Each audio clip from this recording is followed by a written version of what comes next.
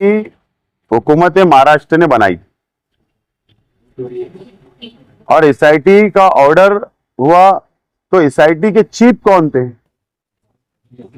IPS officer थे, Nashik range के IG साहब थे। सदस्य सचिव मेंबर सेक्रेटरी कौन थे?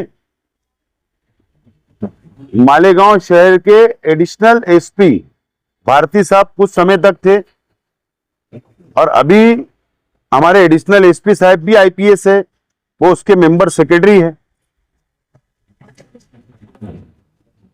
किरीट सुमैया को क्या इन लोगों पर भरोसा नहीं है क्या?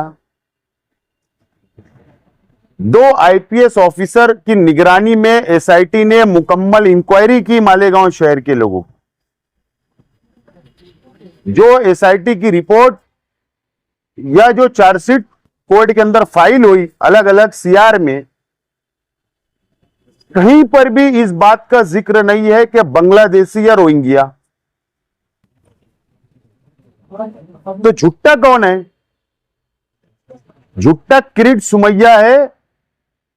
सिर्फ मालेगांव शहर के अंदर मियां भाई लोग को कैसे परेशान करना, उसके लिए वो शख्स आता है। या तो सरकार ने एसआईटी की रिपोर्ट आम कर देना चाहिए, डिक्लेयर करना चाहिए। अगर एसआईटी ने जो चार्जशीट फाइल की, अगर उस पर भरोसा और विश्वास नहीं है, तो ये जो बड़बड़ करता है, इसने अपनी सरकार को, जिस सरकार से डिमांड करके एसआईटी बनवाई थी, उससे सवाल जवाब करना। यहां पर आकर सिर्फ मुसलमानों को टारगेट करना, मालेगांव शहर को टारगेट करने का काम किया जा रहा है। और किरीट सुमैया ने आज जो प्रेस कॉन्फ्रेंस में कहा कि वो लोगों ने नया एप्लीकेशन ही नहीं किया जन्म दाखिले के लिए, तो मेरा तो यह आरोप है कि मालेगांव म्युनिसिपल कॉर्पोरेशन के कमिश्नर, हेल्थ ऑफिसर और मालेगांव शहर के तहसीलदार, ये तीनों अधिकारी जानबूझकर सरकार के दबाव में काम कर रहे हैं। ये खुद नहीं चाहते ये मामला हल हो। सरकार जो बोलती है, जो स्क्रिप्ट लिख कर देती है, उस पर अमल करने का काम कमिश्नर, हेल्थ ऑफिसर और तहसीलदार करते हैं। जो जन्म मृत्यु विभाग में या प्रभाग अधिकारी हो, जब वो क्लर्क हो, कई लोग गए कि हमारा जन्म दाखला वापस ले गया, रद्द हो गया, हम नया एप्लीकेशन देना चाहते। अरे इनके अधिकारी एप्लीकेशन लेने के लिए टेबल नहीं लगाए, एप्लीकेशन ये नहीं ले रहे, और दोष मुसलमानों को देना, ये सिर्फ और सिर्फ मुसलमानों को बदनाम करना, टारगेट करने के लिए किरीट सुमैया आता है। और नहीं तो कमिश्नर ने कल ऐलान करना कि नए एप्लीकेशन लाओ, हम ये प्रोसीजर से जन्म दाखला देंगे। तहसीलदार ने ऐलान करना कि हम ऐसा एफिडेविट मानेंगे, या कोर्ट के माध्यम से जाओ। प्रोसीजर तो फॉलो करो, टेबल लगाओ, देखो कितने एप्लीकेशन आते हैं। यानी काम प्रशासन नहीं करेगा और इल्जाम हमारे पे दिया जाएगा। ये शहर बर्दाश्त करेगा नहीं। हमको भी संविधान ने झंडा और डंडा दोनों दिया है। हम बर्दाश्त कर रहे तो इसका मतलब यह नहीं है कि हम कुछ नहीं कर सकते। तो अब हमारा इम्तिहान लेना बंद करना चाहिए। एसआईटी की रिपोर्ट डिक्लेयर करो। एकदम साफ तौर पर हमारा बोलना है।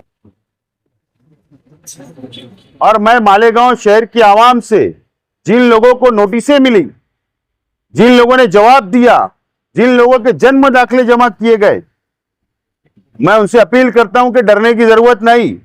माइनॉरिटी डिफेंस कमेटी पहले दिन से आपके साथ खड़ी है, आज भी खड़ी है और कल भी खड़े रहेगी। और हम लोग इन लोगों से लड़ेंगे, कानूनी तौर से भी लड़ेंगे, जमहूरी तौर से रास्ते पे उतरना पड़े तो उतरेंगे, लेकिन अब इम्तिहान लेना बंद होना चाहिए।